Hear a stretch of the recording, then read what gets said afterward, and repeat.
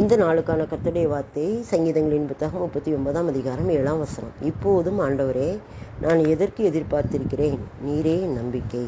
தாழ்ராஜா அந்த வார்த்தை சொல்றாரு. இப்போதும் ஆண்டவரே, நான் எதற்கு எதிர்பார்த்திருக்கிறேன், நீரே என் நம்பிக்கை அப்படின்னு சொல்றாரு. அதுக்கு முன்னால என்ன வார்த்தைகள் சொல்றாருன்னா, நான் இவ்வளவாய் நிலையற்றவன் என்று உணரும்படி என் நாட்களின் அளவு இவ்வளவு, என் முடிவு இவ்வளவு எனக்கு சொல்லுங்க. என் நாட்களை 4 விரற்களை அளவாக்கினீர். என் ஆயுசு உமது பார்வைக்கு இல்லாத போல் இருக்கிறது. எந்த மனுஷனும் மாயை. வேஷமாகவே மனுஷன் தெரிகிறான், விருதாவாகவே சஞ்சலப்படுகிறான், ஆஸ்தியை சேர்க்கிறான், யார் அதை வாரிக்கொள்ளுவான் என்று அறியான்.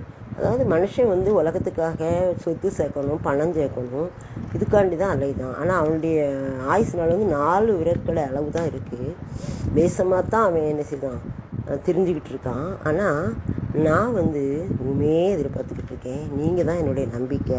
இந்த உலகத்து மனுஷர் போல் நான் என்னுடைய ஐஸ்வர்யத்தின் மேலும், என்னுடைய படைபலத்தின் மேலும், என்னுடைய ஆழ்பலத்தின் மேலும், என்னுடைய திறமையின் மேலும் நான் நம்பிக்கை வைக்கலை.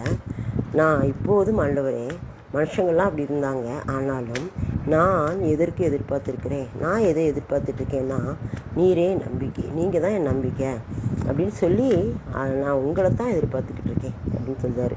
அதனால் அவருடைய வாழ்க்கையில் நடக்கிற எல்லா காரியங்களையும் ஆண்டவர் விடுதலை கொடுப்பார். அவர் ஆண்டவர் முழுவதுமாக நம்புவார். நீரே என் நம்பிக்கை அப்படின்னு முழுவதுமாக, நீர் மாத்திரம்தான், நீரே என் நம்பிக்கைன்னு, நீர் மாத்திரம்தான் என்னுடைய நம்பிக்கை அப்படின்னு ஆண்டவர் மேலே தன்னுடைய முழு நம்பிக்கையை அவர் வைக்கிறதுனால தான் அவர் ஆசீர்வதிக்கப்பட்டார். நம்முடைய வாழ்க்கையிலும் கூட இந்த உலகத்தின் காரியங்களெல்லாம் பார்த்துட்டு ஏமாந்து போய் நம்ம இருக்கிறோம். அதனால் நம்ம எதுக்குமே எதிர்பார்க்கக்கூடாது. மனுஷருடைய அன்புக்காக, இல்லை மனுஷன் நமக்கு தருவாங்க, அவங்களால நம்ம காரியம் நடக்கும், இது இப்படி நடக்கும், நம்ம இவர் இதை செஞ்சிருவாங்க நமக்கு அப்படின்னு நம்ம எதையுமே எதிர்பார்க்கக்கூடாது. நம்முடைய நம்பிக்கை ஆண்டவர் மேலே. நீங்கள் தான் என் நம்பிக்கை, நான் உங்களை தான் நம்பியிருக்கேன் அப்படின்னு சொல்லிட்டு முழுவதுமாக தன்னுடைய நம்பிக்கை ஆண்டவர் மேலே வைக்கும்போது அங்கே அவர் என்ன செய்தார், சகாயம் பெறுதார், உதவி பெறுதார். கர்த்தர் அவருக்கு உதவி செய்தார். நாமும் கூட நம்முடைய வாழ்க்கையில் தாவீதை போல் மனுஷர்களை நம்பக்கூடாது, உலகத்தை நம்பக்கூடாது. நம்முடைய பணத்தை, சொத்து, சுகம், ஆள்பலம், படைபலம், திறமை எதையுமே நம்பக்கூடாது. நாம் நம்ப வேண்டியது ஒரே ஒருத்தர் தான், ஆண்டவர் மட்டும்தான். நீங்கள் தான்ப்பா என் நம்பிக்கை அப்படின்னு சொல்லி அவரை நம்ம முழு மனதோடு நம்பிக்கை வைக்கும்போது நம்முடைய காரியங்களெல்லாம் அவர் வாய்க்க பண்ணி ஆசீர்வதிக்கிறார். இதை நம்ம வாழ்க்கையில் புரிந்து கொண்டு செயல்படணும்.